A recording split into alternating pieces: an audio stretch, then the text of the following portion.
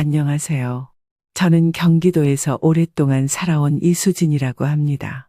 현재 나이는 52살이고 저를 아는 분들은 평범한 주부 정도로 생각하실지도 모르겠습니다.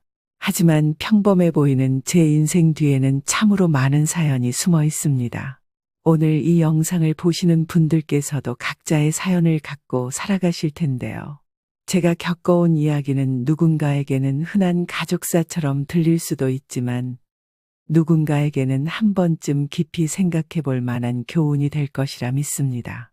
지금부터 들려드릴 제 이야기 부디 끝까지 들어주시면 좋겠습니다. 살면서 가족에게 받은 상처가 얼마나 깊을 수 있고 그 상처가 어떻게 회복될 수 있는지를 함께 생각해 보는 시간이 되었으면 좋겠습니다. 그리고 혹시라도 비슷한 상황에 처해 계신 분이 있다면 꼭 이 영상을 끝까지 지켜보시길 바랍니다. 여러분께 도움이 될 만한 부분이 있을 거라고 생각하기 때문입니다. 저는 30대 초반, 조금 늦게 결혼해서 시댁으로 들어왔습니다. 고향에서는 부모님과 함께 살다가 결혼 후 곧바로 시댁 식구들과 한 지붕 아래에서 생활하게 되었죠. 남편은 1살 연상이었는데 제게 참 잘해줬습니다. 당시에 남편의 어머니, 그러니까 저희 시어머니는 이미 60이 가까운 나이였고 남편보다 10살이나 많은 형님 박영식 씨도 멀리 떨어져 사셨습니다. 형님은 저희 집안에서 장남이었지만 어릴 때부터 시어머니에게 오히려 무관심에 가깝게 자라오셨다고 들었습니다. 그래서인지 저희 부부가 결혼했을 무렵에는 크게 왕래를 하지도 않았고 조금 어색하게 지냈습니다. 시어머니는 전통적인 가치관이 아주 강하신 분이었습니다. 무엇이든 며느리는 이래야 한다라는 엄격한 기준을 갖고 계셨죠. 처음 시집 왔을 땐 저 역시 순종적인 며느리가 되어야 한다고 생각했기에 시어머니 말이라면 모두 따르는 게 맞다고 여겼습니다. 새벽같이 일어나 아침을 준비하고 시어머니 방에는 온기가 꼭 필요하시다고 해서 한겨울에도 따뜻한 물수건을 챙겨다 드렸습니다. 주말에는 시어머니가 좋아하시는 국이나 반찬을 만들기 위해 장을 보고 평일에 몸이 안 좋다고 하시면 병원에 모시고 가기도 했습니다. 한마디로 제 삶의 모든 중심은 시어머니를 모시고 남편을 돌보는 일이었습니다. 그런데 어느 순간부터 시어머니의 언행이 저를 존중하지 않는다는 생각이 들었고 갈수록 상황은 악화되었습니다. 시어머니는 저를 대놓고 무시하기도 했습니다. 예를 들면 가족 식사를 하는 자리에서도 우리 수진이는 아무것도 모르는 아가씨였는데 내가 잘 가르쳐서 그나마 이 정도가 됐다. 라면서 늘 저를 평가하듯 말씀하셨습니다. 누가 들으면 제가 아무것도 할 줄 모르는 사람이라서 시어머니가 일일이 가르쳐줬다고 생각할 수도 있었겠지요. 사실 결혼 전에도 집안일은 스스로 잘 해내던 편이었고 어머니가 안 계셔서 아버지를 모시는 동안 혼자 살림을 도맡았던 경험도 있었는데 시어머니 앞에서는 그 어떤 말도 할 수 없었습니다. 시어머니가 늘 내가 뭘 알아? 내가 말하는 대로 해. 라는 식으로 나오니 저 역시 순순히 따르는 게 맞다고 생각했으니까요. 이런 생활이 몇 달, 몇 년씩 이어지다 보니 저는 20년 넘게 시어머니에게 철저히 길들여졌습니다. 하지만 그 길들이는 과정에서 시어머니는 제게 참 많이 모진 말과 행동을 하셨습니다. 남편은 그러한 갈등을 어느 정도 알고 있었지만 워낙 어머니를 거스르는 걸 싫어하고 또 저에게만 미안해. 그냥 자기가 참아줘. 라고 부탁하곤 했습니다. 저도 남편을 사랑했기에 그리고 어떻게든 시댁과 잘 지내야 한다고 믿었기에 오랜 세월 참고 견뎌왔습니다. 하지만 그 인내심이 한계에 도달하게 된 계기가 있었습니다. 제 남편이 갑작스럽게 세상을 떠나버린 것입니다.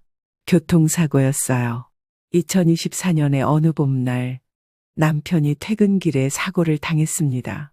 당시 저는 집에서 저녁 준비를 하고 있었고 갑자기 병원에서 전화가 왔습니다. 한 걸음에 달려갔지만 이미 제 남편은 의식을 찾지 못한 채 세상을 떠나고 말았습니다. 저는 세상이 무너지는 기분이었고 시어머니 역시 충격을 받아 정신을 제대로 차리지 못하셨습니다. 아들을 잃은 슬픔이 얼마나 클지 상상조차 하기 어려웠습니다. 처음에는 저는 시어머니를 위로하고 혼자 남은 어머니를 앞으로 어떻게 모시고 살아가야 할지 고민하며 지냈습니다. 하지만 남편이 세상을 떠나자 시어머니의 태도는 더 날카롭고 신경질적으로 변했습니다. 아들을 빼앗겼다는 생각 때문인지 저한테 사사건건 화풀이를 하셨습니다. 문제는 경제적인 부분이었습니다. 시어머니가 가진 재산이라고 해봐야 오래된 집 한 채와 적은 예금 정도가 전부였는데 남편이 사망하면서 들어온 보험금도 장례식 비용과 각종 비용으로 금세 줄어버렸습니다. 게다가 시어머니의 건강 상태도 좋지 않았습니다. 연금만으로는 생활이 빠듯해지니 결국 저에게 의지할 수밖에 없는 상황이 된 거죠. 솔직히 말해서 저는 속으로 분노가 올라왔습니다. 20년 동안 제대로 된 칭찬 한 번 받지 못하고 늘 불합리한 대우를 받아온 제가 이제는 경제적인 책임마저 져야 하는 입장이 되어버린 겁니다. 차라리 독립해서 혼자 살고 싶었지만 남편이 세상을 떠나기 전 마지막 부탁이 어머니만은 돌봐달라 라는 것이었다는 걸 알았고 무엇보다도 저 자신도 어머니를 완전히 외면하기에는 죄책감이 들었습니다. 그러나 시어머니의 계속되는 모욕 섞인 말들과 제 안에 쌓여있던 울분은 점점 커져갔습니다. 그렇게 저는 어느 순간부터 제가 참고 겪은 고통을 되돌려주고 싶다는 나쁜 생각을 하기 시작했습니다. 하지만 제가 선택한 방법은 시어머니가 눈치채지 못할 만큼 조용하고 은근한 복수였습니다. 분명히 말하자면 저는 시어머니께 해서는 안 될 짓을 하거나 직접적인 폭언을 퍼붓지 않았습니다. 겉으로 보기에는 여전히 순종적인 며느리였고 시어머니가 주변 분들에게 우리 며느리는 착하고 나만 믿고 산다. 라고 말할 수 있도록 평소 행동을 유지했습니다. 그런데 실상은 조금 달랐습니다. 시어머니는 이제 저밖에 의지할 사람이 없었고 저 역시 그 사실을 명확히 알고 있었습니다. 그러다 보니 어느 날부터 제가 마음을 먹으면 시어머니의 일상을 조금씩 힘들게 만들 수 있겠다는 계산이 서더군요. 예를 들면 시어머니는 단 음식을 좋아하셨는데 제가 시장에서 일부러 달지 않은 것들 위주로 장을 보는 시기였습니다. 어머니가 당에 안 좋으실까봐 저당 간식을 골라왔어요. 라며 나름대로 이유를 붙였고 시어머니는 그런 제가 야속하다고 느끼셨지만 표현은 하지 않으셨습니다. 또 시어머니가 요즘 몸이 좋지 않아 병원에 가야 한다고 하실 때마다 저는 일부러 바쁜 척을 하며 시간을 늦추곤 했습니다. 예전 같으면 어떤 일이 있어도 무조건 차에 모셔 병원으로 향했겠지만 이제는 어머니, 제가 아르바이트에 다녀와야 해서 바로 못 가요. 조금만 기다려주세요. 라는 식으로 대응했습니다. 시어머니는 제가 이렇게 바쁘게 사는 것이 싫으시지만 손수차를 몰고 병원에 갈 수 있는 형편도 아니었기에 어쩔 수 없이 기다리셨습니다. 이처럼 작지만 결정적인 변화들이 쌓이면서 시어머니는 점점 더 불안함을 느끼기 시작했습니다. 스스로 몸이 불편하신 상황에서 제가 없으면 일상생활조차 어렵게 되었기 때문입니다. 예전에는 본인이 모든 것을 쥐고 있다는 느낌이셨겠지만 이제는 반대였습니다. 제가 없이 식사 한 끼도 제대로 챙겨 먹지 못하시고 걱정이 생겨도 저에게 털어놓아야 했습니다. 그러나 저는 일부러 공감해주지 않고 제 할 일을 먼저 챙기는 모습을 보여드렸습니다. 물론 주변 사람들, 예를 들면 이웃들이나 친척들 앞에서는 여전히 어머니가 안 좋아서 걱정이다 라며 저를 희생하는 며느리처럼 행동했습니다. 그러니 시어머니는 저에게 뭐라고 할 수도 없었고 무슨 일이 생겨도 결국 제 도움을 받아야 했죠. 이게 바로 제가 계획한 조용한 복수의 첫 번째 반전이었습니다. 누가 봐도 저는 며느리로서 모범적인 태도를 유지하고 있었지만 사실 속으로는 시어머니가 괴로워하는 모습을 지켜보며 점점 분노를 풀어가고 있었습니다. 언제나 강인해 보이셨던 시어머니, 이제는 제 눈치를 보고 저한테 잘 보이려고 애쓰는 모습이 조금씩 보이기 시작했거든요. 그러면서도 저는 정말 이렇게 살아야 하는 걸까라는 고민도 스스로에게 던졌습니다. 잘못된 방식임을 알면서도 그동안 받았던 상처가 너무 깊었기에 멈출 수 없었습니다. 그러던 어느 날, 저는 시어머니 방을 청소하던 중 우연히 오래된 일기장을 발견하게 되었습니다. 바래진 노트 한 권이 옷장 구석에 놓여 있었는데 겉표지에는 1970년대 김정숙의 기록이라는 문구가 적혀 있었습니다. 호기심이 생겨서 살짝 열어보니 놀랍게도 시어머니가 젊은 시절 겪은 일들이 빼곡히 적혀 있었습니다. 시어머니는 저와 비슷한 상황에서 며느리로 살았고 그때 당시에 시어머니에게 똑같이 학대를 당했다고 써 있었습니다. 시어머니 역시 결혼한 뒤 시댁에 들어갔을 때 남편 집안에서 무시와 괴롭힘을 당했고 오랫동안 숨죽여 지내왔다는 기록이었죠. 저는 이 일기장을 읽고 큰 충격을 받았습니다. 왜냐하면 제가 알고 있던 시어머니는 늘 강하고 남을 지배하려 드는 분이었기 때문입니다. 그런데 정작 젊은 시절에는 저처럼 약자의 위치에서 억울함을 느끼며 살아왔다는 사실이 일기장에 고스란히 담겨 있었습니다. 결국 시어머니는 시댁에서 당한 것들을 잊지 않겠다. 나중에 내가 세월이 흐르면 쥐게 되면 절대 약해지지 않으리라. 라는 식의 결심을 적어 놓으셨습니다. 그리고 실제로 세월이 흐르면서 본인이 가정의 중심축이 되자 과거에 자신이 당했던 대로 다른 사람에게 똑같이 대하는 걸 당연하게 여겼던 것이죠. 이게 두 번째 반전이었습니다. 시어머니 역시 희생양이었고 억압받는 며느리였던 시절이 있었던 겁니다. 물론 이 사실을 안다고 해서 제가 한순간에 시어머니를 용서하게 된 것은 아니었습니다. 마음 한편으로는 정말 저렇게 힘들게 사셨으면서 왜 나에게도 똑같이 대했지? 라는 울분이 더 커지기도 했습니다. 나도 당했으니 너도 당해봐야 한다는 식의 사고방식은 얼마나 잔혹한가요? 그래도 일기장을 다 읽은 뒤 제가 시어머니에게 느꼈던 분노가 조금 다른 방향으로 바뀌는 느낌이었습니다. 참 불행한 사람이구나. 그래서 타인을 배려하는 법을 모르셨던 거구나라는 연민이 살짝 스며들었다고 할까요? 하지만 시어머니는 본인의 젊은 시절 이야기를 끝까지 드러내지 않으려 했습니다. 제가 일기장 얘기를 슬쩍 꺼냈을 때도 그런 거 볼 필요 없다. 젊은 시절에 다들 힘들게 살았지. 근데 다 지나간 일이야. 라며 애써 외면하셨습니다. 그리고는 여전히 저를 대하는 태도가 달라지지 않았습니다. 저 역시 별다른 설명을 드리지 않았고 시어머니는 제 속내를 몰랐기 때문에 두 사람 사이에 묘한 긴장감이 감돌았죠. 제 조용한 복수는 계속되고 있었지만 시어머니의 과거를 알게 된 이상 제가 이 복수를 어디까지 지속해야 할지 고민이 커졌습니다. 그 상황에서 제게 또 다른 충격을 준 사람이 있었습니다. 바로 남편의 친형 박영식 형님입니다. 사실 형님과는 남편 장례식 때 잠시 인사를 나눈 게 전부였고 그 후에 거의 연락도 하지 않았습니다. 그런데 어느 날 형님이 전화를 해오시더니 어머님 상태가 좋지 않다는데 지금 거동은 가능하신지 궁금하다 라는 질문을 하셨습니다. 솔직히 말하면 저로서는 조금 뜬금없기도 했고 의외였습니다. 왜냐하면 형님은 평소 시어머니와 연락조차 잘 안 하셨거든요. 호기심이 생겨서 형님에게 어머니가 형님에게 해주신 게 없는데 지금이라도 챙기시는 이유가 있으시냐고 물었습니다. 그러자 형님은 한숨 섞인 목소리로 말씀하셨습니다. 사실 저도 어머니한테 인정받지 못하고 살았어요. 누가 보면 장남이라고 특별 대우 받은 줄 알겠지만 어머니가 늘 나를 무시했어요.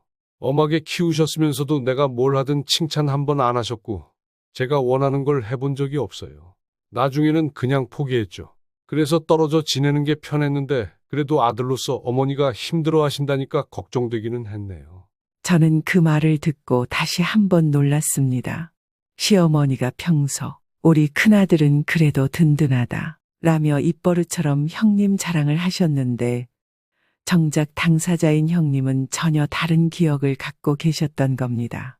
그 순간 저는 어머니가 만든 불행이 어디까지 이어질까라는 생각이 들었습니다. 자신이 당했던 억울함 때문에 아들인 형님조차도 마음 한구석에 큰 상처를 안고 살도록 만들었으니 말입니다. 이건 제가 복수를 하고 안 하고의 문제를 떠나 시어머니가 살아오신 방식 자체가 결국은 모든 가족을 불행하게 만들고 있다는 뜻이었습니다. 며칠 뒤 형님이 집에 찾아왔습니다. 시어머니는 형님을 보자마자 언짢은 얼굴이셨지만 그래도 아들이니까 반가움이 있었던 것 같습니다.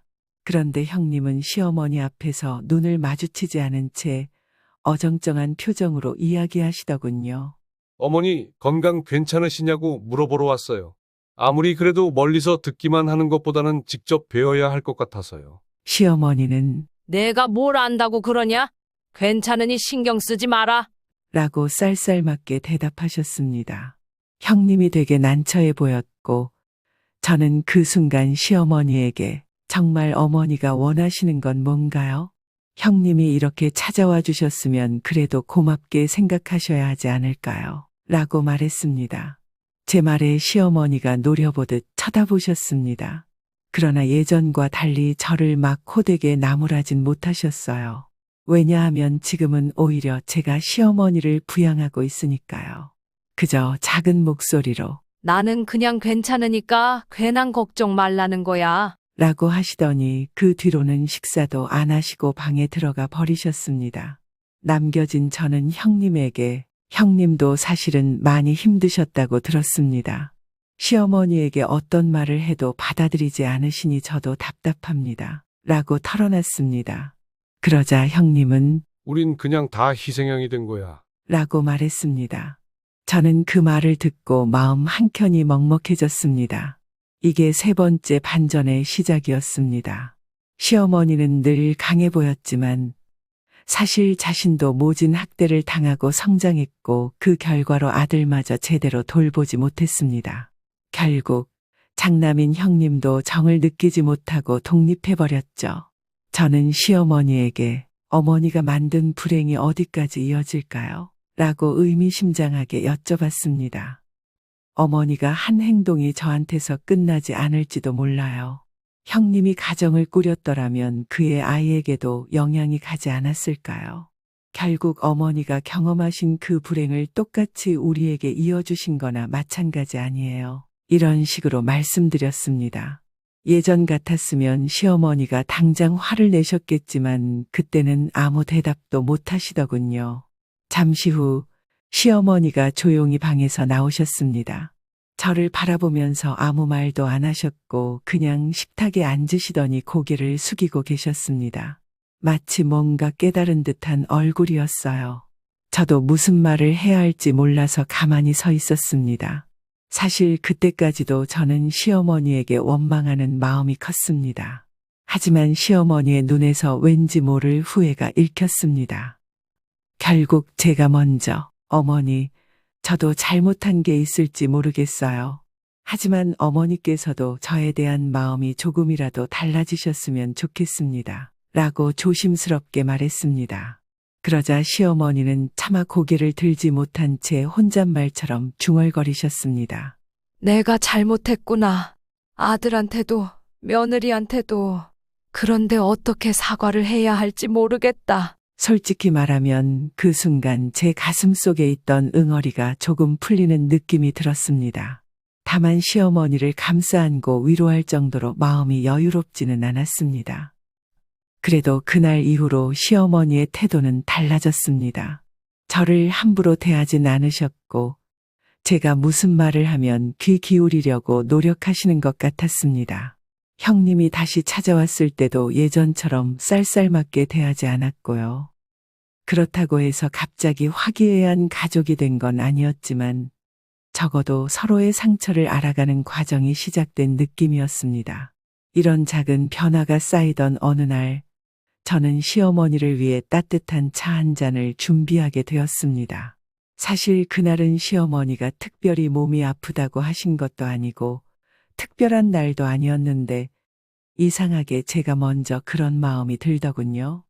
예전에는 시어머니가 좋아하는 차를 준비하는 것조차 억지로 해야 했지만 그날은 오히려 조용히 마음을 담아 차를 내어드리고 싶었습니다.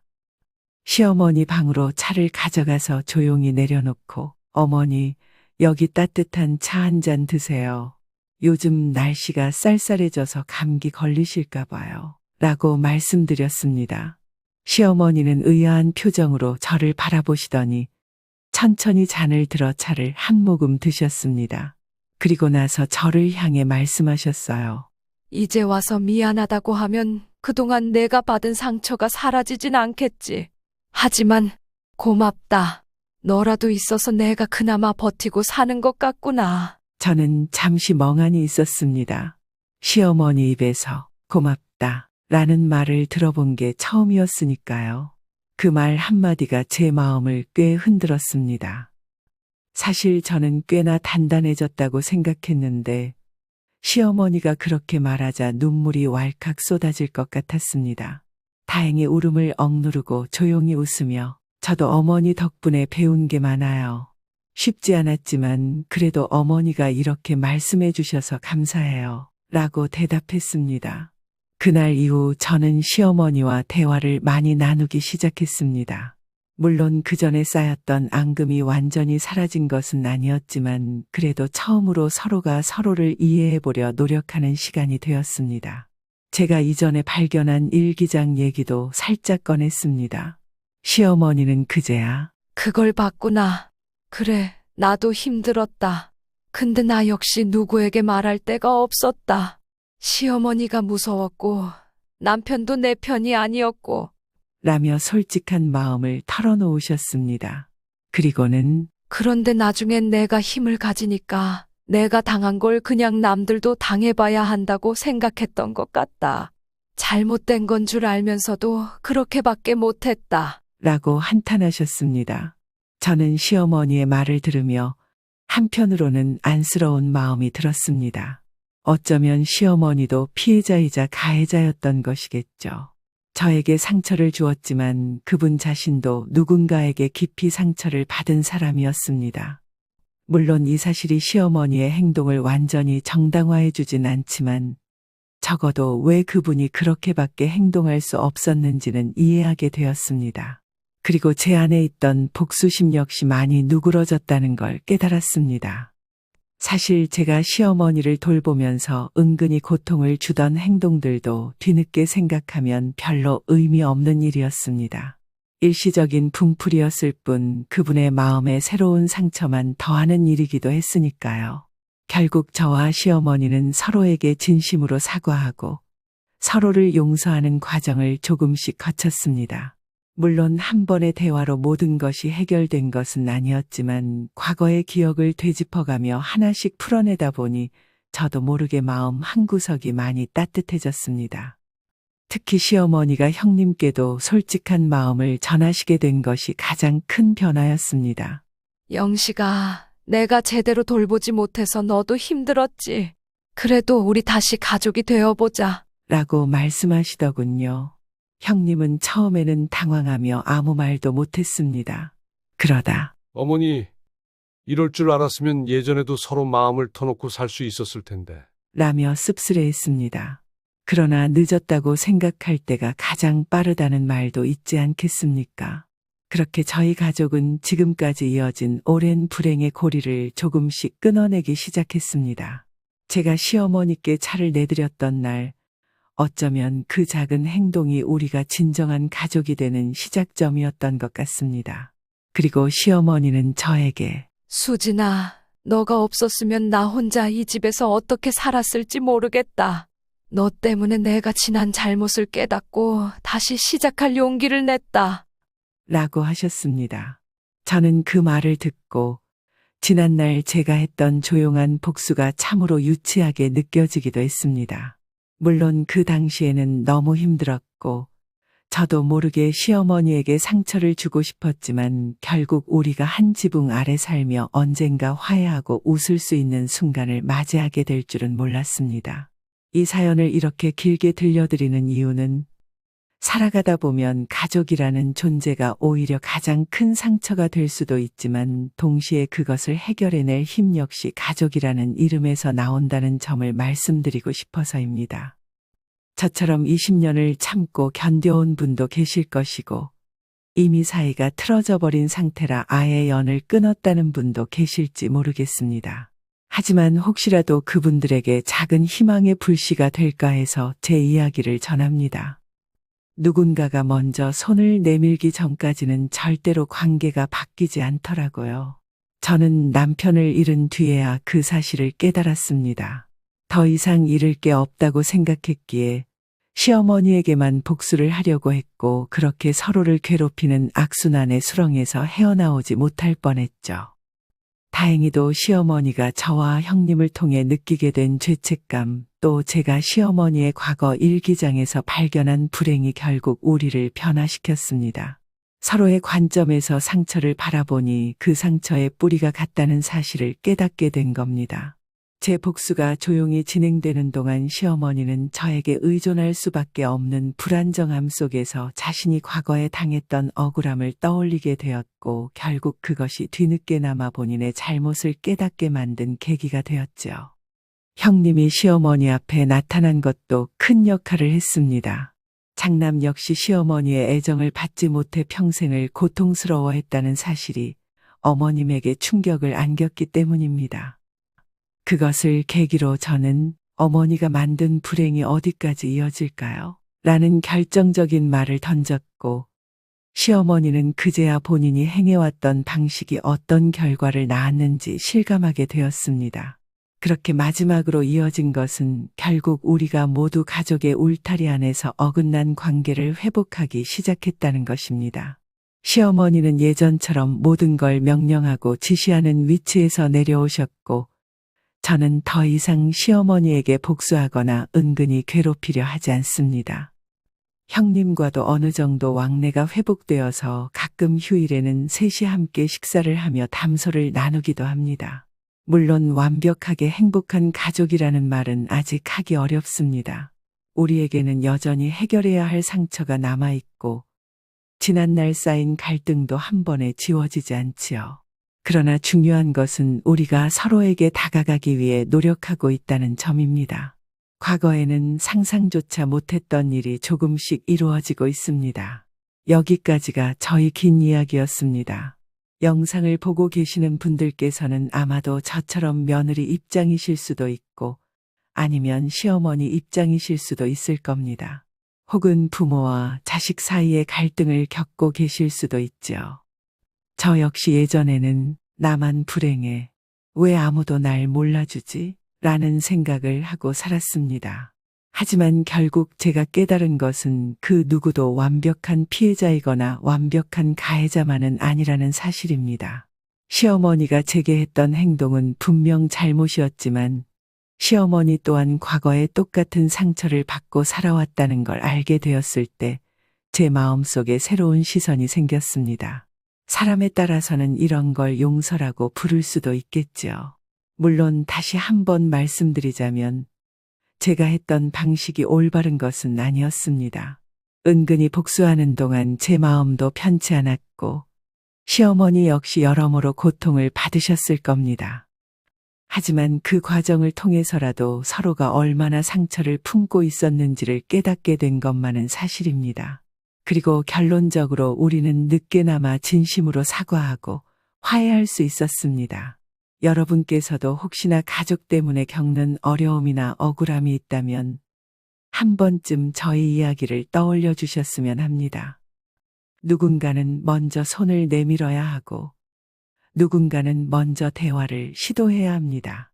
그렇지 않으면 마치 시어머니가 저에게 했던 방식처럼 내가 당한 고통을 똑같이 타인에게 되갚으려는 악순환이 반복될 뿐입니다.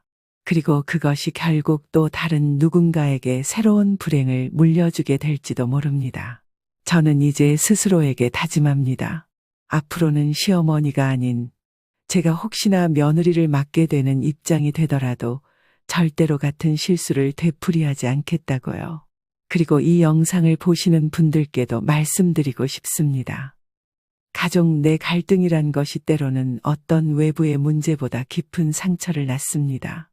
남보다 더 가깝다고 믿었기에 서운함은 더 커질 수밖에 없으니까요.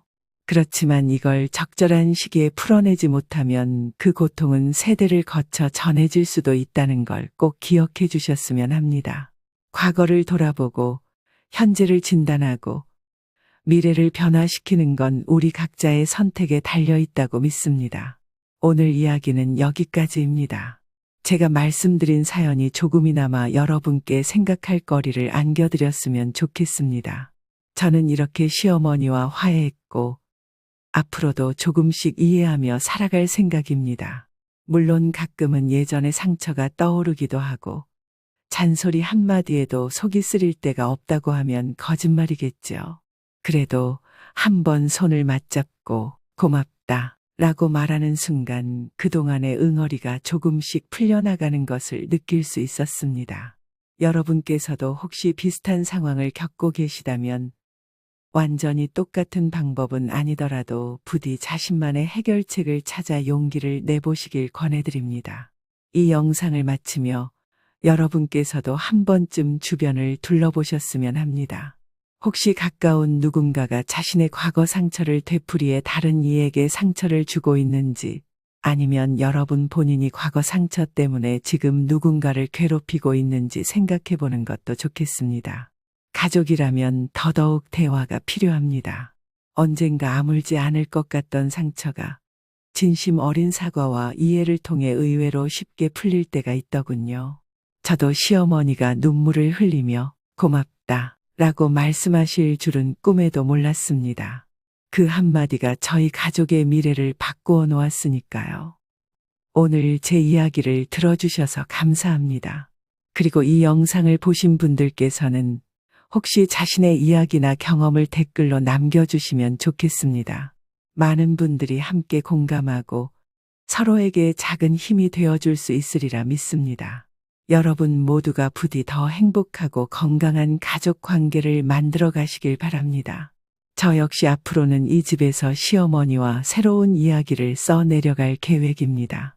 그 첫걸음은 이미 시작되었고 우리는 조금씩 이전과 다른 관계로 발전하고 있습니다. 제가 겪은 이 사연이 누군가에겐 하나의 교훈이 되었으면 하는 바람으로 이만 영상을 마치겠습니다. 긴 이야기 끝까지 들어주셔서 정말 감사합니다.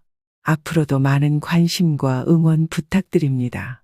그리고 여러분의 가정에도 평안과 안녕이 가득하길 진심으로 바랍니다. 안녕하세요 여러분. 저는 서울에 사는 올해 70세 박순자라고 합니다.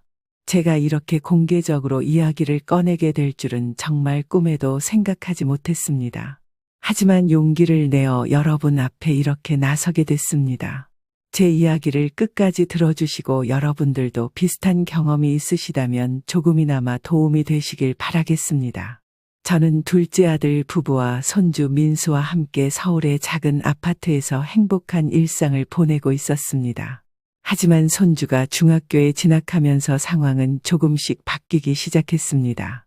공부를 잘하게 하고 싶다는 며느리의 욕심과 그걸 뒷바라지해야 했던 제 마음이 복잡하게 얽히기 시작하면서 예상치 못한 큰 사건의 시작이었습니다. 며느리는 어느 날 저에게 와서 민수 학원 문제를 조심스럽게 꺼냈습니다. 어머니, 민수가 이번에 좋은 학원에 들어가야 성적도 오르고 좋은 대학을 갈 수 있을 것 같아요. 저희 형편이 좀 어려워서 그런데 어머니가 조금만 도와주시면 안 될까요? 라고 하더군요. 사실 저는 형편이 넉넉하지는 않았지만 손주 민수를 생각하면 도와주지 않을 수 없었습니다. 자식들 잘 되라고 평생 살아왔는데 손주가 고생하는 모습을 보고 외면할 순 없었으니까요. 그렇게 저는 손주 민수의 학원비를 대신 내주기 시작했습니다. 그때만 해도 전 그저 민수가 잘 되기만 바랐지 이 선택이 어떤 결과를 가져올지 전혀 예상하지 못했습니다. 며느리는 처음엔 너무나 고마워하며 제게 살갑게 대했습니다. 민수의 성적이 오르자 며느리는 더 큰 욕심을 드러냈고 이때부터 모든 문제가 시작되었습니다. 작은 도움으로 시작했던 민수의 학원비 지원이 어느새 당연한 일이 되어갔습니다. 시간이 지나면서 며느리는 당연한 듯이 더 큰 돈을 요구하곤 했습니다. 제가 더 이상 지원할 여유가 없다고 어렵게 말을 꺼내자 며느리의 표정이 싸늘하게 바뀌었습니다. 며느리는 불만을 표출하며 민수가 이대로는 뒤처질 거라며 저를 압박했습니다. 저는 어쩔 수 없이 결국 마지막 남은 예금마저 깨서 민수의 학원비를 보탰습니다. 그때까지만 해도 저는 이 결정이 제 인생의 가장 큰 후회가 될 줄은 몰랐습니다. 민수의 성적이 상위권으로 올라가자 며느리는 더욱 교만해졌습니다. 이제는 제게 아무런 거리낌 없이 노골적으로 돈 이야기를 꺼냈습니다. 급기야 집 명의를 자신들 앞으로 돌려달라는 말을 하기 시작했습니다.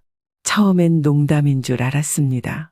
하지만 며느리는 점점 더 자주 그리고 진지하게 집 명의를 자신들에게 넘기라고 압박하기 시작했습니다. 어머니, 어차피 민수 잘 되라고 쓰는 돈인데 집을 좀 담보로 쓰면 안 될까요? 라는 말에 저는 가슴이 철렁 내려앉았습니다. 이제 이 집마저 위험해졌다는 생각에 온몸이 떨려왔습니다. 저는 처음엔 며느리의 요구를 받아들이지 않았습니다. 하지만 아들까지 나서서 저를 설득하며 압박하니 점점 마음이 약해졌습니다. 엄마, 집을 우리 명의로 바꿔도 엄마 살던 대로 편하게 지낼 수 있어요. 민수가 더 좋은 환경에서 공부해야 우리 집안도 편해지는 거 아니겠어요? 저는 자식의 말을 들으니 마음이 흔들렸습니다. 그러나 문득 돌아보니 그들이 진정 원하는 건 제 행복이 아니라 집과 돈이라는 생각이 들었습니다. 한밤중 잠들지 못한 채 천장을 바라보며 저는 결심했습니다. 이제 더 이상 이들에게 휘둘리지 않고 내 삶을 지켜야겠다고 말입니다. 다음 날 아침, 저는 며느리와 아들에게 단호히 말했습니다. 이 집을 절대 넘겨줄 수 없다고 분명하게 전달했습니다. 그러자 며느리는 얼굴빛이 싸늘하게 변했고 아들조차 저를 서운한 눈빛으로 바라보았습니다. 그 순간 가족이라 믿었던 사람들이 저를 단지 돈줄로만 생각했다는 사실에 큰 충격을 받았습니다. 며느리는 제게서 등을 돌리며 말했습니다. 그럼 앞으로 민수 일에 참견하지 마세요. 어머니 도움이 없으면 저희도 더 이상 잘해드릴 이유가 없으니까요. 그 말을 듣는 순간 가슴이 무너져 내리는 기분이었습니다. 며느리와 아들의 태도는 날이 갈수록 더 심해졌습니다. 민수 역시 제가 힘들게 마련한 돈으로 학원을 다니면서도 저를 피하기 시작했습니다. 손주마저 저를 차갑게 대하니 집안에서 완전히 혼자가 된 기분이 들었습니다. 그럴 때마다 혼자 방에서 울곤 했습니다. 그렇게 며칠을 지내다 우연히 민수가 친구와 통화하는 소리를 듣게 됐습니다. 우리 할머니 돈 많아. 엄마가 그러는데 필요한 거 있으면 할머니한테 가서 말하면 된다고 했어. 저는 그 말을 듣는 순간 온몸이 떨렸습니다. 그날 저는 민수의 말을 듣고 큰 충격과 배신감을 느꼈습니다. 손주까지 저를 이용하려 했다는 사실이 도저히 믿기지 않았습니다. 저는 용기를 내어 큰아들 부부에게 이 일을 털어놓았습니다. 큰아들은 동생 가족의 행동에 크게 화를 내며 당장 찾아와 문제를 해결하겠다고 말했습니다. 하지만 저는 가족끼리 큰 분란이 나는 게 두려워 일단 조금만 기다려달라고 했습니다. 그래도 큰아들이 제 편에 서준다는 생각에 조금은 안심이 됐습니다.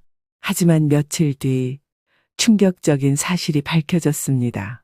며느리가 제 이름을 이용해 몰래 대출까지 받아 쓰고 있었던 것입니다. 연락을 받고 저는 다리에 힘이 풀려 주저앉고 말았습니다. 가족이 어떻게 이런 짓을 할 수 있나 하는 생각에 온몸이 떨렸습니다. 저는 즉시 며느리를 불러 따졌습니다.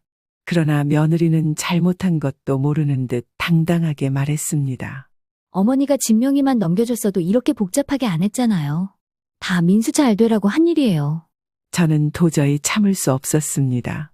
며느리에게 화를 내자 아들이 저에게 오히려 화를 내며 편을 들었습니다. 결국 큰 싸움이 벌어졌고 집안은 한순간에 아수라장이 되고 말았습니다. 가족이라고 믿었던 이들에게 이렇게 큰 상처를 받을 줄은 상상도 못했습니다. 저는 방에 들어가 문을 걸어 잠그고 며칠 동안 밥도 제대로 먹지 못하고 슬픔에 빠져 지냈습니다. 이젠 정말 더 이상 버틸 힘조차 남아있지 않았습니다. 며칠 뒤 저는 법원에서 날아온 서류를 보고 또 한 번 충격에 빠졌습니다. 며느리와 아들이 법적 절차를 통해 제 집을 차지하려는 움직임을 보이고 있었습니다. 제가 혼자 대응하기 어렵다는 것을 알고 노골적으로 집을 빼앗으려는 수작이었습니다. 그때서야 비로소 저는 아들 부부의 계획을 분명히 깨닫게 됐습니다. 처음부터 저의 재산만을 노리고 있었던 겁니다. 저는 더 이상 눈물을 흘릴 기력조차 남지 않았습니다. 그 순간 큰아들 부부가 저를 찾아왔습니다. 큰아들은 변호사까지 알아보며 적극적으로 저를 돕겠다고 했습니다. 그동안 도움을 거절했던 큰아들에게 미안하면서도 한편으로는 든든했습니다. 큰아들은 동생 부부를 향해 어떻게 엄마한테 이럴 수 있냐며 강하게 따졌습니다. 큰아들 부부의 도움으로 저는 비로소 이들과의 싸움을 준비할 힘을 얻었습니다. 이제 더 이상 참지 않고 맞서기로 결심했습니다. 며느리와 둘째 아들은 이런 상황에도 태도를 전혀 바꾸지 않았습니다. 오히려 더 강하게 나왔고, 민수는 이런 부모를 보며 불안해하기 시작했습니다. 민수는 혼란스러운 표정으로 집안에서 말수가 줄어들었고, 어느 날 저에게 이렇게 말했습니다. 할머니, 제가 정말 죄송해요. 민수의 말을 들으며 마음이 조금 풀리는 듯 했지만 아직 완전히 믿기 어려웠습니다. 저는 민수에게 그래도 이 모든 건 너희 부모님이 결정한 일이니까 넌 신경 쓰지 마라 라고 말했습니다. 며느리와의 법적 다툼이 시작되었습니다.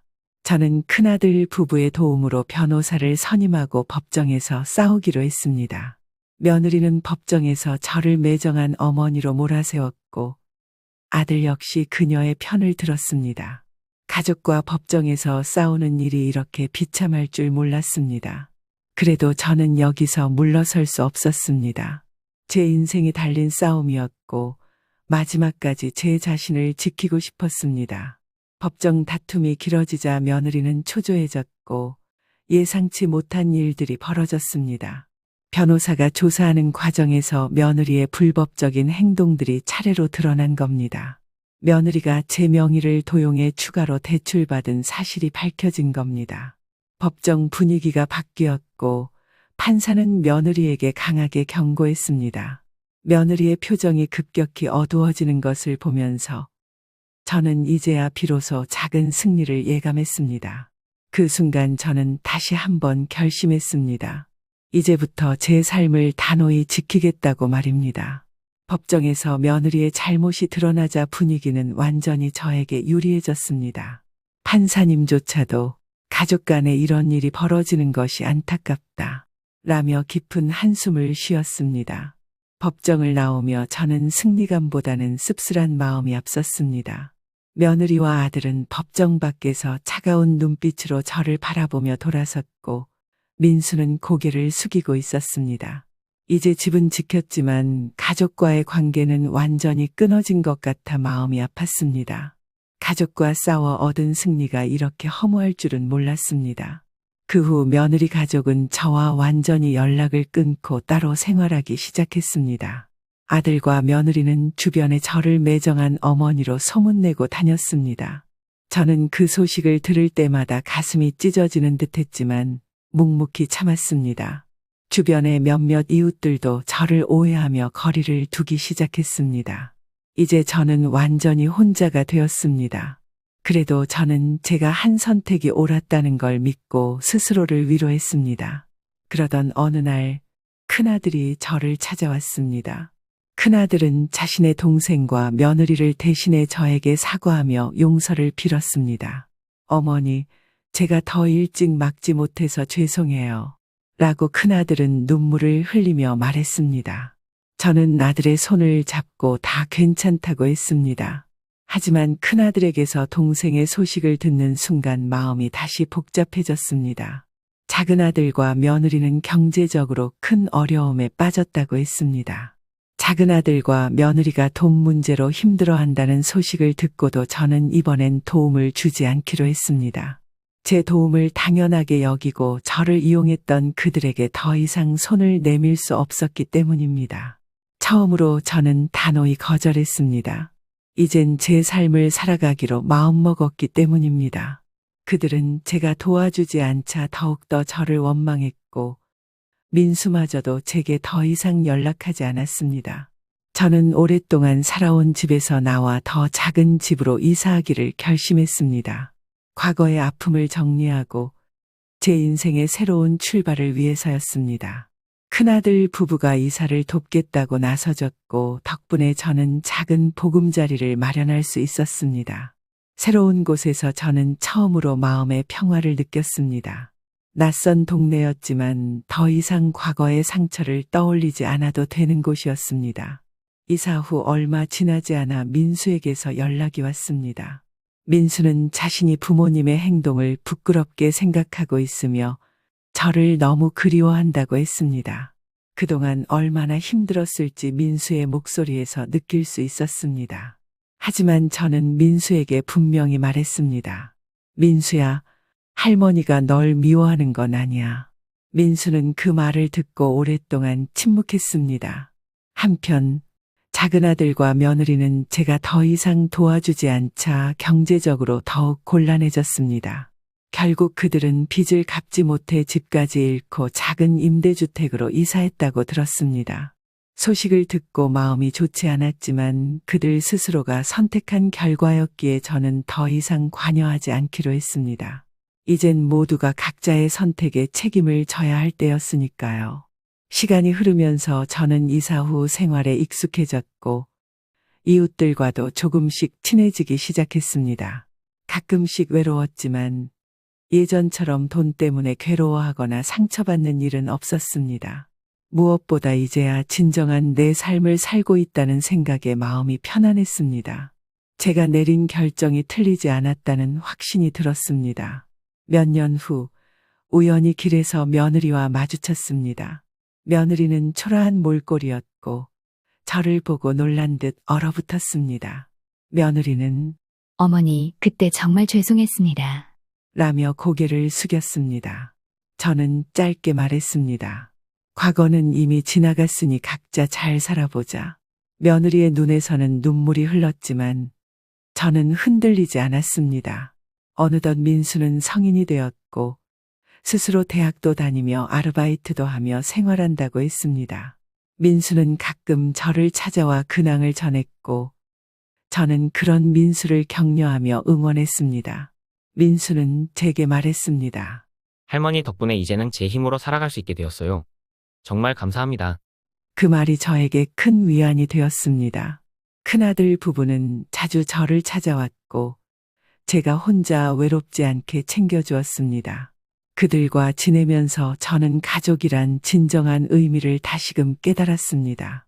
가족은 돈이 아니라 진심 어린 마음으로 서로를 보듬는 사람들이라는 것을요. 큰아들과의 관계는 더욱 돈독해졌고 전 다시 가족의 따뜻함을 느꼈습니다. 작은아들 부부는 결국 과거의 행동을 깊이 반성하며 다시 저를 찾아왔습니다. 말은 용서한다고 했지만 사실 아직까지 전부 다 용서하지는 못했습니다. 시간이 많이 걸릴 것 같다고 작은아들 부부에게 말했습니다. 그들은 제 말을 이해하며 쓸쓸히 돌아갔습니다.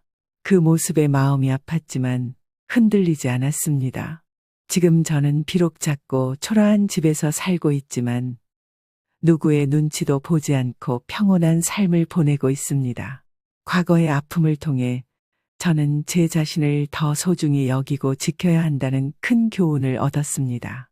이젠 매일이 감사하고 행복합니다.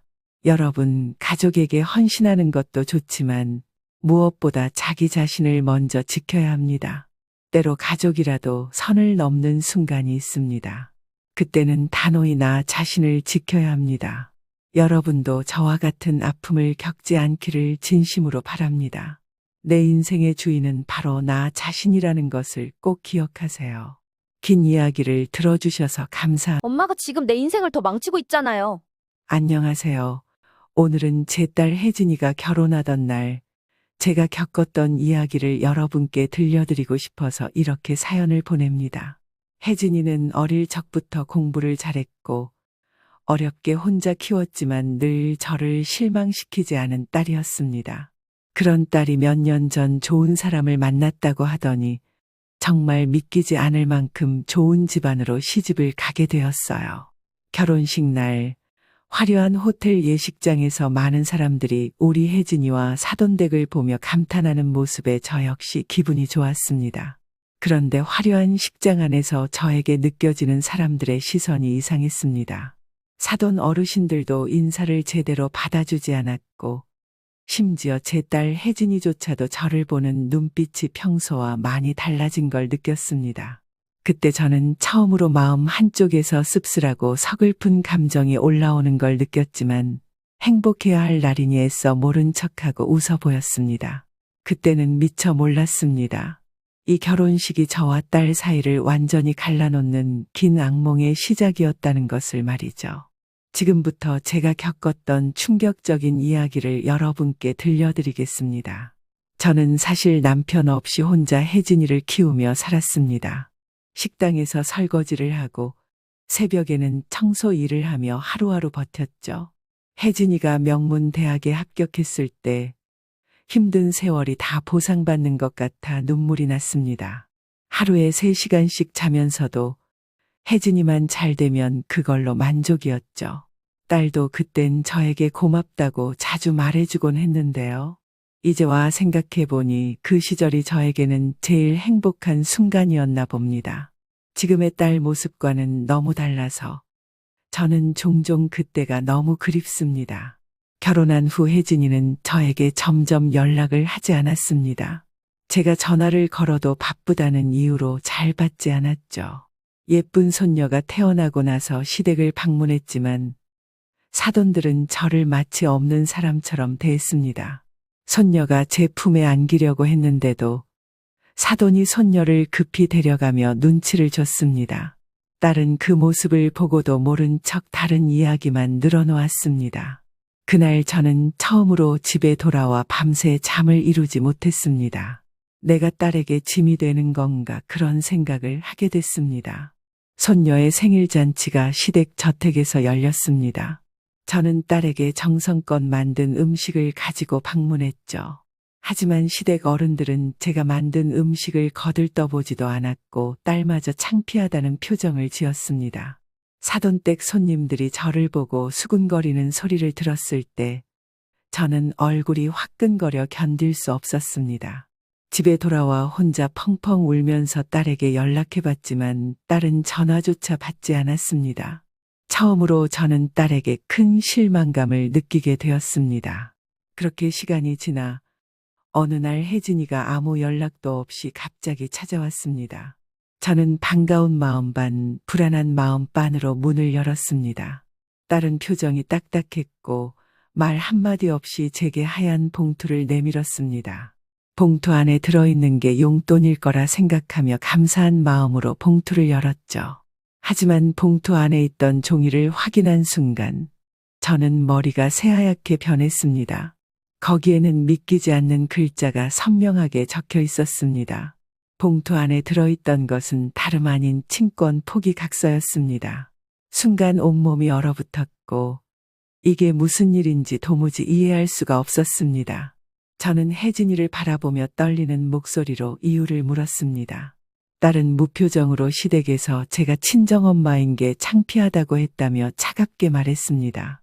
저는 평생 처음으로 딸 앞에서 큰 소리를 내며 어떻게 내가 나한테 이럴 수 있냐 라고 절규했습니다. 그러나 혜진이는 미안하다는 말 한마디 없이 자리를 떠나버렸습니다.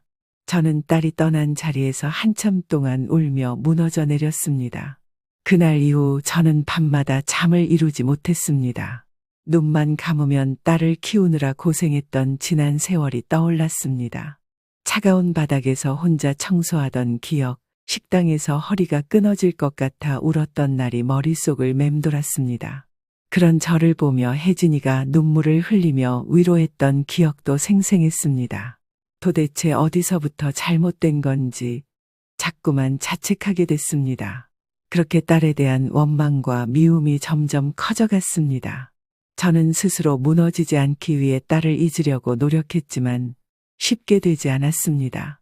얼마 지나지 않아 동네의 딸이 저를 버렸다는 소문이 퍼지기 시작했습니다. 제가 딸을 부잣집에 시집 보내고 버림받았다는 이야기였습니다. 이웃들은 제 얼굴을 보며 수군거렸고 마트에서도 저를 힐끗거리며 피했습니다. 심지어 친하게 지냈던 동네 아줌마들도 제 연락을 피하기 시작했습니다. 저는 평생을 착하게 살아왔는데 이렇게 사람들에게 손가락질 받는 현실이 너무 억울했습니다. 집에 혼자 있는 시간이 많아지면서 저는 점점 우울증에 빠져들게 됐습니다. 살면서 처음으로 딸을 원망하는 마음까지 품게 되었습니다. 그러던 어느 날 우연히 딸의 친구를 길에서 만났습니다.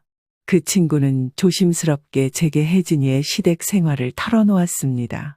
혜진이가 시댁에서 제대로 대우받지 못하고 마치 하녀처럼 살고 있다고 했습니다. 그 말을 듣자 가슴이 무너졌습니다. 저는 집에 돌아와 딸에게 연락을 할까 고민했지만 쉽게 용기가 나지 않았습니다. 며칠 뒤 혜진이 친구로부터 다시 전화가 왔습니다. 딸이 남편에게 폭언과 외도를 당하고 있다는 충격적인 소식이었습니다. 더욱 놀라운 건 남편의 외도 상대가 혜진이의 절친한 친구였다는 것입니다.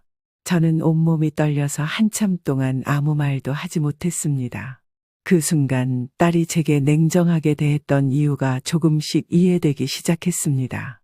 혜진이가 처한 상황이 너무 끔찍하고 충격적이어서 엄마로서 가슴이 미어졌습니다.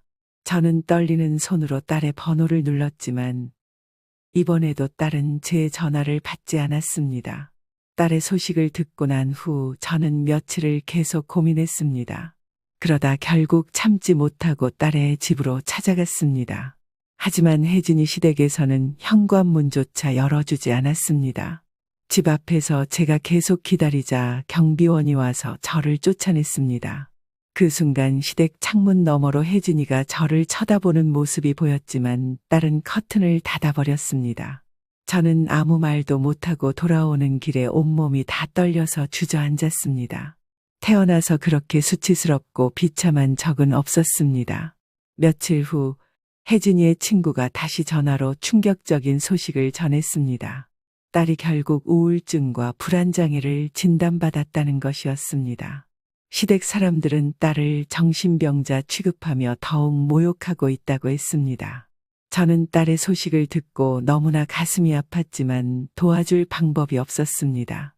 내가 직접 그 지옥에서 딸을 꺼내올 수 없다는 현실이 미칠 듯이 원망스러웠습니다. 저는 혼자 방에 앉아 끝없이 눈물을 흘렸습니다. 엄마로서 할 수 있는 게 없다는 게 정말 비통했습니다. 저는 딸과 손녀를 위해 용기를 내어 다시 혜진이의 시댁을 찾았습니다.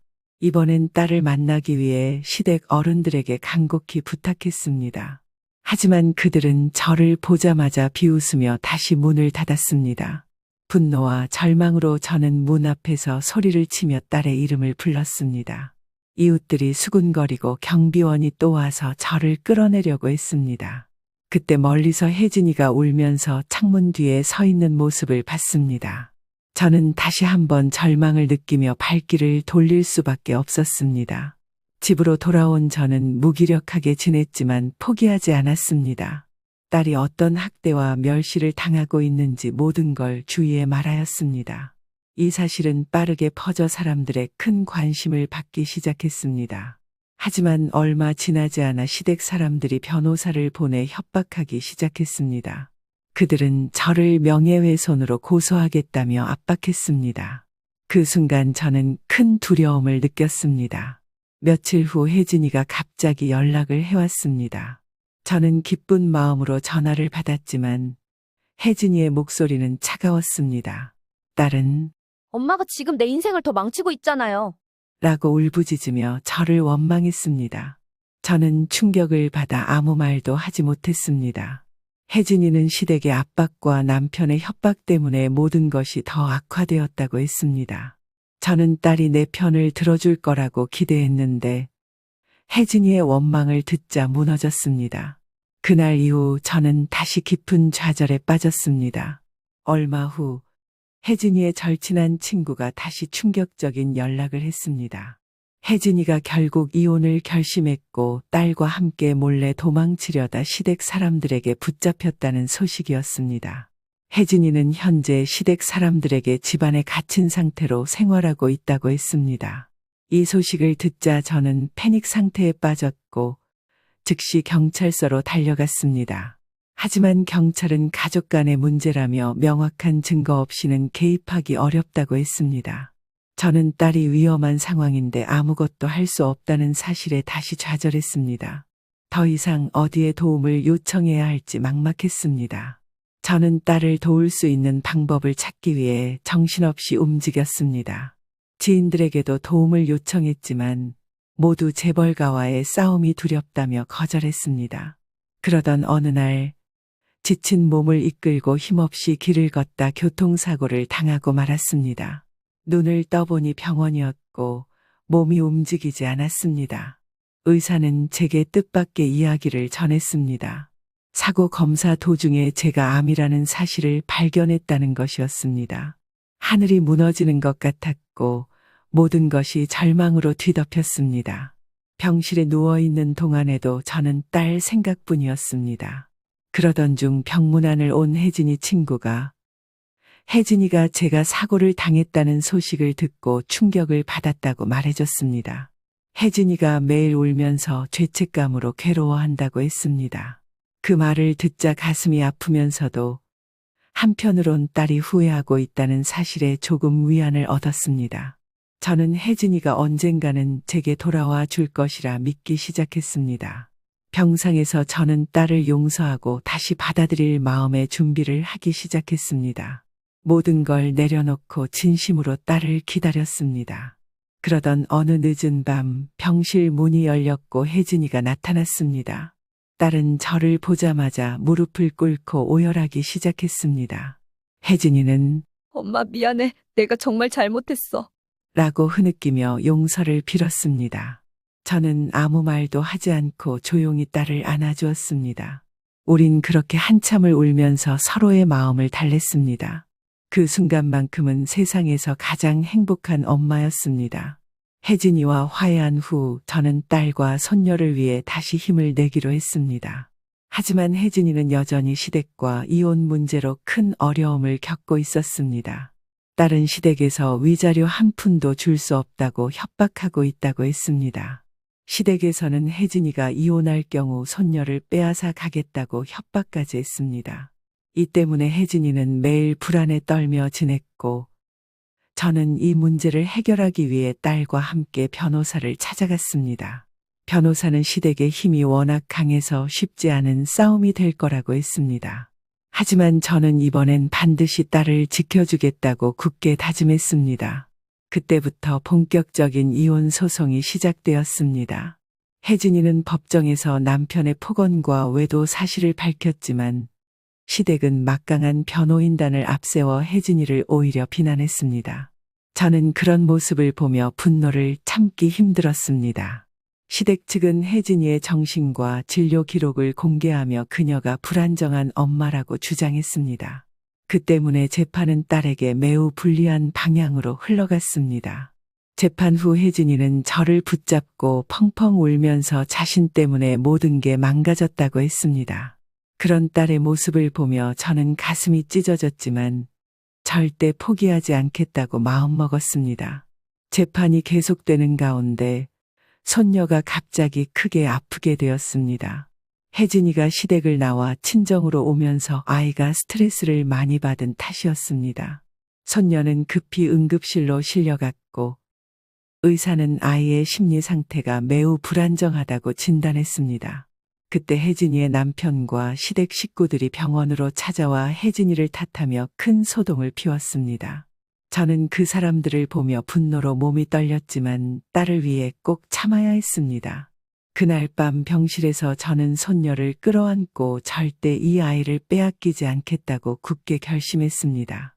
이제부터 저도 딸과 함께 더 강해져야 한다고 생각했습니다. 얼마 후 혜진이의 친구가 우리를 찾아와 충격적인 사실을 털어놓았습니다. 혜진이의 시댁에 내부적인 문제가 심각하게 발생했다는 것입니다.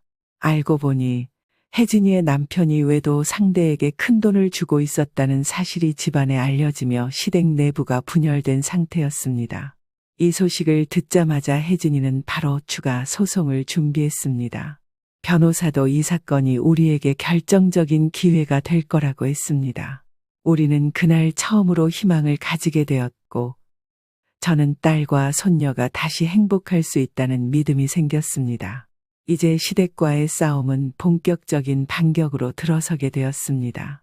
소송이 다시 열린 법정에서 우리는 남편의 비밀 통장과 외도 증거를 제시했습니다. 증거가 너무 확실해서 시댁 변호사들도 크게 당황했습니다. 하지만 시댁은 오히려 혜진이가 처음부터 돈을 노리고 접근했다고 거짓 주장을 했습니다. 이 말에 법정은 큰 혼란이 일어났고 혜진이는 상처를 입었습니다. 그날 법정을 나오며 딸은 다시 깊은 절망에 빠졌습니다. 집으로 돌아오는 길에 혜진이는 엄마, 이젠 다 끝난 것 같아. 라며 절망했습니다. 저는 딸을 꼭 안아주며 아직 끝난 게 아니라고 다독였습니다. 재판을 하던 중 저희 건강 상태가 갑자기 더 나빠졌습니다. 의사는 암이 생각보다 빠르게 진행 중이라며 치료를 당장 시작하지 않으면 위험하다고 했습니다. 저는 딸에게 부담이 될까봐 이 사실을 숨겼지만 혜진이는 우연히 제 병원 기록을 보고 크게 충격을 받았습니다. 딸은 병원에서 저를 붙잡고 제발 치료를 받아달라고 울면서 간절히 부탁했습니다. 하지만 저는 딸이 겪고 있는 힘든 상황이 먼저라고 생각해 계속 치료를 미뤘습니다. 혜진이는 자신 때문에 엄마까지 희생한다고 크게 오열했습니다. 저는 그런 딸의 모습이 너무나 안타까웠습니다. 며칠 뒤 재판에서 혜진이의 남편 측이 친권 포기를 조건으로 거액의 위자료를 주겠다고 제안했습니다. 혜진이는 딸을 포기할 수 없었기에 절대 받아들일 수 없다며 거절했지만 상대 측은 이 제안을 받아들이지 않으면 끝까지 싸우겠다고 협박했습니다. 이 일로 혜진이는 깊은 고민에 빠져 식음을 전폐했고 저는 그런 딸이 너무 걱정되었습니다. 결국 혜진이는 결심을 굳히고 변호사에게 끝까지 싸우겠다고 말했습니다. 저는 딸의 선택을 존중하며 마지막까지 함께하겠다고 약속했습니다. 그날 우리는 서로의 손을 꼭 잡고 끝까지 버티기로 다짐했습니다. 어느 날 혜진이의 남편이 갑자기 저희에게 찾아왔습니다. 그는 자신의 잘못을 인정하고 혜진이와 다시 잘해보고 싶다고 했습니다. 하지만 혜진이는 더 이상 믿을 수 없다며 단호히 거절했습니다. 그러자 남편은 다시 태도가 돌변해 협박을 시작했고 저를 향해서도 위협적인 말을 퍼부었습니다. 저는 그 순간 딸을 지켜야 한다는 생각에 두려움도 잊은 채 남편에게 당당히 맞섰습니다. 결국 남편은 분노하며 집을 나갔고 우리는 더욱 철저히 이혼 소송 준비에 들어갔습니다. 이제 저는 모든 걸 걸고 딸과 손녀를 지킬 생각뿐입니다. 시간이 흘러 드디어 시댁 내부에서 혜진이를 돕겠다는 사람이 나타났습니다. 바로 혜진이 남편의 여동생이었습니다. 신우이는 가족들에 대한 큰 불만이 있다며 시댁의 내부 비밀을 우리에게 모두 털어놓았습니다. 덕분에 재판의 판도를 뒤집을 중요한 증거를 확보하게 되었습니다. 우리는 예상치 못한 도움에 놀라면서도 크게 안도했습니다. 이제는 시댁과의 전쟁에서 이길 수 있다는 자신감이 생겼습니다. 오랜만에 우리 집에도 밝은 희망의 빛이 비추기 시작했습니다. 재판이 다시 열리고 혜진이 신우이가 제공한 결정적 증거가 법정에서 공개됐습니다. 이 증거는 남편의 외도와 시댁의 폭언을 확실히 입증할 수 있는 내용이었습니다. 법정은 발칵 뒤집혔고 시댁 측은 크게 당황하며 증거가 조작이라고 발뺌했습니다. 하지만 판사는 이 증거가 진실이라 판단하고 혜진이에게 유리한 입장을 취하기 시작했습니다. 처음으로 시댁이 당황하는 모습을 보니 이제 정말 우리에게도 봄이 오는 것 같았습니다. 혜진이는 제 손을 잡고 다시 행복해질 수 있다는 희망을 이야기했습니다. 재판에서 승기를 잡은 이후 혜진이는 점점 활기를 되찾아갔습니다. 하지만 여전히 경제적인 어려움이 남아 있었습니다. 시댁은 재정 지원을 끊었고 혜진이는 손녀와 함께 어렵게 살림을 꾸려야 했습니다. 저 역시 암 치료 때문에 혜진이를 돕기 어려웠고 다른 생활비를 벌기 위해 다시 일을 시작했습니다. 하지만 사회생활 경험이 부족했던 혜진이는 작은 회사에서조차 무시당하고 힘들어했습니다. 하지만 저는 그런 딸의 모습을 보며 돈과 명예가 아닌 진정한 가족의 소중함을 깨닫게 됐습니다. 우리는 함께 어려움을 이겨내며 진정한 가족의 의미를 알아가기 시작했습니다. 시간이 흐를수록 제 몸 상태는 더욱 나빠졌습니다. 딸에게는 비밀로 했지만 암 치료를 미뤘던 것이 결국 제 건강을 악화시켰던 것입니다. 어느 날 갑작스럽게 쓰러져 병원 응급실에 실려가게 됐습니다. 의사는 이제 더 이상 치료를 미룰 수 없다고 단호하게 말했습니다. 병상에 누워 천장을 보면서 딸과 손녀에게 혹시나 짐이 될까봐 눈물이 났습니다. 혜진이가 병원에 찾아와 제 손을 잡고 엄마 없으면 나 못 살아. 라고 울부짖었습니다. 그때 저는 비로소 꼭 살아야겠다고 다짐했습니다. 치료를 시작한 지 얼마 안 돼 몸은 힘들었지만 마음은 오히려 가벼웠습니다. 혜진이는 매일 병실을 찾아와서 손을 잡아주고 손녀는 제 옆에서 밝게 웃어주었습니다. 딸은 저와의 시간을 통해 지난날의 잘못을 더 깊이 반성하며 더 강해져야 한다고 다짐했습니다. 우리는 그때서야 진짜 가족으로서의 행복을 조금씩 되찾아가기 시작했습니다. 혜진이는 저에게 미안하다는 말을 수도 없이 반복했고 저는 그런 딸의 모습에 마음이 아팠습니다. 병실 창밖을 보면서 앞으로는 우리 세 사람이 꼭 붙어서 살아가야겠다고 다짐했습니다. 이제 우리의 행복한 삶을 방해할 사람은 아무도 없다고 생각했습니다. 그런데 어느 날 갑자기 혜진이의 남편이 병원으로 찾아왔습니다. 그는 이제야 진심으로 잘못을 깨달았다며 혜진이 앞에서 무릎을 꿇고 용서를 빌었습니다. 혜진이는 그의 모습을 보며 잠시 망설였지만 결국 단호하게 말했습니다. 이미 늦었어요. 저는 당신 없이도 충분히 행복할 수 있어요. 그는 딸과 손녀를 붙잡으려고 했지만 저는 온 힘을 다해 막았습니다. 그 모습을 본 딸은 처음으로 강하게 남편에게 소리쳤습니다. 다시는 우리 앞에 나타나지 마세요. 우리 인생에서 완전히 사라져 주세요. 그 후 혜진이는 더욱 강인해졌습니다. 딸은 제 병원비와 생활비를 위해 열심히 일했고 심지어 늦은 나이에 자격증 공부까지 시작했습니다. 저는 그런 딸이 너무 자랑스러워 눈물이 날 정도였습니다. 주변 사람들도 혜진이가 다시 일어서기 위해 얼마나 노력하는지 알게 됐고 점점 혜진이를 응원하기 시작했습니다. 혜진이 역시 과거의 상처를 딛고 사회에서 당당한 엄마로 서겠다고 다짐했습니다. 손녀 역시 점점 밝아지며 웃음소리를 되찾아갔습니다. 우리 모녀는 그렇게 함께 성장하며 더 이상 과거의 고통에 흔들리지 않았습니다. 치료가 어느 정도 끝나갈 무렵 병원에서 반가운 소식이 들려왔습니다.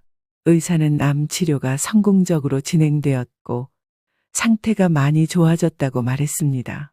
혜진이는 기쁨에 겨워 펑펑 울었고 손녀는 제 품에서 행복한 미소를 지었습니다. 저는 그 순간 인생이란 결국 사랑하는 사람들과 함께할 때 가장 빛난다는 걸 깨달았습니다. 그날 저녁 병실에서 혜진이가 말했습니다. 엄마, 앞으로는 내가 엄마를 지킬 거야. 이제 내가 엄마의 보호자가 될 거야. 그 말에 제 눈에 눈물이 고였습니다. 퇴원 후 우리는 셋이 함께 작은 집에서 새로운 삶을 시작했습니다. 집은 작았지만 그 어느 때보다 따뜻했고 행복했습니다. 혜진이는 이제 직장 생활에도 익숙해졌고 사람들에게 인정받으며 승진까지 했습니다. 저는 손녀를 돌보며 딸의 뒷바라지를 했고 손녀는 밝고 명랑한 아이로 성장했습니다. 주변 이웃들도 우리 가족의 이야기를 듣고 진심으로 응원과 격려를 보내주었습니다. 처음으로 저는 세상을 살아가는 행복과 보람을 온전히 느끼기 시작했습니다. 이제야말로 우리가 진정으로 원하는 행복한 삶이 시작된 듯 했습니다. 혜진이는 자신처럼 고통받는 여성들을 돕기 위한 상담사 활동까지 시작했습니다. 딸은 점점 더 많은 사람들에게 존경과 응원을 받게 되었고 많은 사람들에게 큰 감동과 용기를 주었습니다. 사람들은 혜진이를 존경하며 우리 가족을 응원했고 저 역시 딸이 너무 자랑스러웠습니다. 우리의 아픔이 누군가에게 희망이 될 수 있다는 사실에 가슴이 뭉클했습니다.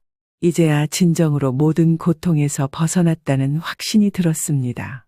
그렇게 몇 년이 흐른 뒤 혜진이는 드디어 자신과 손녀의 힘으로 집을 장만하게 되었습니다. 새로운 집에서 입주식을 하며 저는 딸과 손녀를 바라보며 흐뭇하게 웃었습니다. 이웃들도 찾아와 우리를 진심으로 축하하며 함께 웃었습니다. 그 순간 저는 깨달았습니다. 돈과 명예가 아니라 서로의 진심과 사랑만이 진짜 행복을 가져다 준다는 것을 말입니다. 지금 돌아보면 정말 많은 일이 있었습니다. 딸과의 갈등, 상처 그리고 수많은 어려움 속에서 결국 깨달은 건 단 하나입니다. 바로 가족이라는 존재는 그 어떤 것으로도 바꿀 수 없는 가장 소중한 것이라는 사실이죠. 삶이 힘들 때 가장 큰 힘이 되어주는 것도 결국 가족뿐입니다. 혹시 여러분 중에도 저희와 비슷한 어려움을 겪고 있다면 절대 포기하지 마세요. 결국 가족은 서로의 손을 꼭 잡고 함께 나아갈 때 가장 빛나니까요. 오늘 제 이야기를 들어주셔서 정말 감사합니다.